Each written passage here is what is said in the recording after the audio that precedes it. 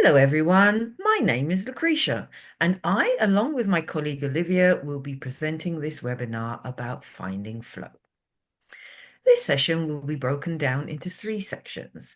The first section will be all about finding flow. Then our second section will be about goals and setting them. And finally, our third section will be about coping strategies.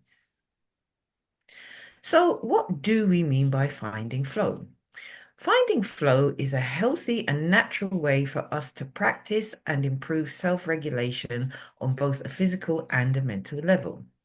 The focus that we can achieve from finding flow can bring about positive challenges that can improve our well-being, productivity, and also can be a nice distraction from everyday ongoings.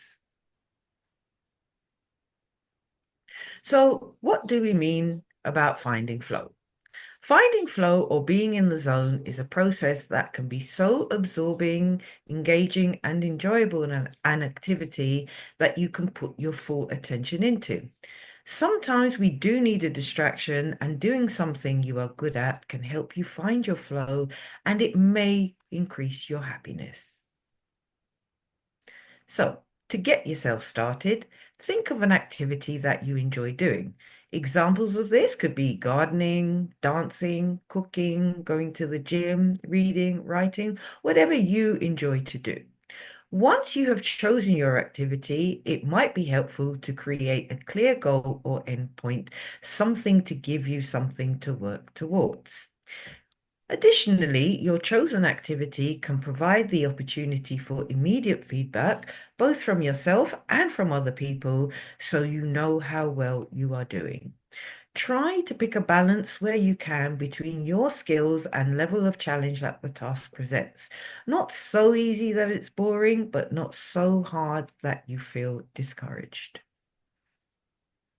To be able to find our flow, it will be helpful to know what goals we are trying to achieve. So, how do we set goals the right way? First of all, it's important to stay realistic. You know yourself and what you're capable of, so use that knowledge as it will provide you with appropriate direction and motivation going forward. Keep timeframes in mind as they can help you plan to achieve your goals. Another helpful approach is also to break down your target into smaller, more achievable steps to make the overall goal seem less daunting. During this time, it is important that you focus on yourself. So choose a goal that is based on your wishes, your interests, and your needs, not that of others. However, life and needs can change, so don't forget to consistently reevaluate your goals or your approach to them. We have prepared an example to help you get started on how you can set your own goals.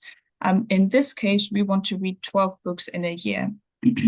First of all, this is really easy for us to break down. We say we want to read one book a month, because we think even if life does get in the way, we still have enough time to reach that milestone. To ensure that the goal is something that is tailored to us, we can choose books based on our interests. So maybe a particular author or a specific genre. This will help to ensure that we'll enjoy reading what we chose and keep us motivated along the way. Once we decided on what to read, we can then plan ahead and create a routine where we set aside a specific time each day or within the week only dedicated to reading. So that could be during your commute or before bed, really any time where you know you would have some time to yourself. Once we started our reading habit, we can then make sure to track our progress and celebrate each milestone we achieve. So in our example, we said we could start a reading diary to review our books and celebrate each one.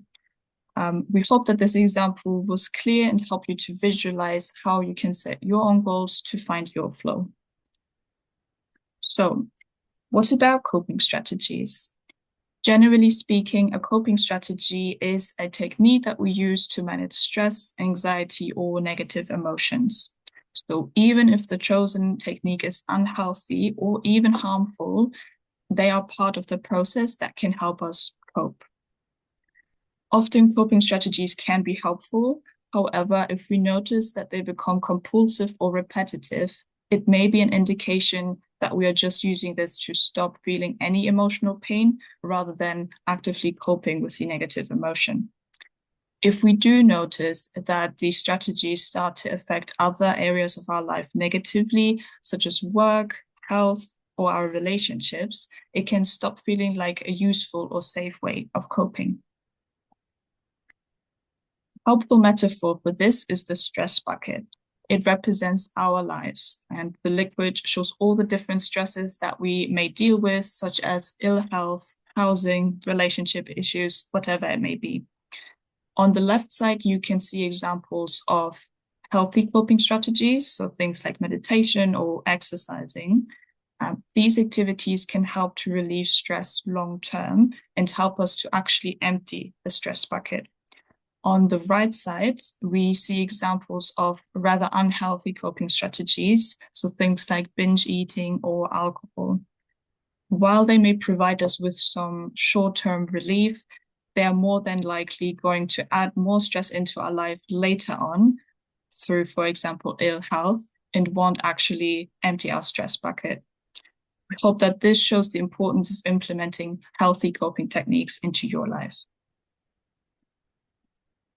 So here are some of the benefits of healthy coping strategies. Healthy coping strategies can help reduce the impact of stress on both our physical and our mental health. It can be helpful in helping us manage our emotions, provide us with a better sense of safety. It can allow us to know and meet our own needs better. Also, it can help us to adapt to challenging situations and changes in our lives. It can provide new ways of thinking and responding to things that we may find stressful, and generally improve our sense of well-being and help us to have a positive outlook on life. Looking back on this webinar, then, we have explored how to find flow and what this entails. We looked into how we can set our own goals and explored the difference between healthy and unhealthy coping mechanisms. We hope that this introduction was useful to you, and we thank you so much for participating. Thank you. Thank you.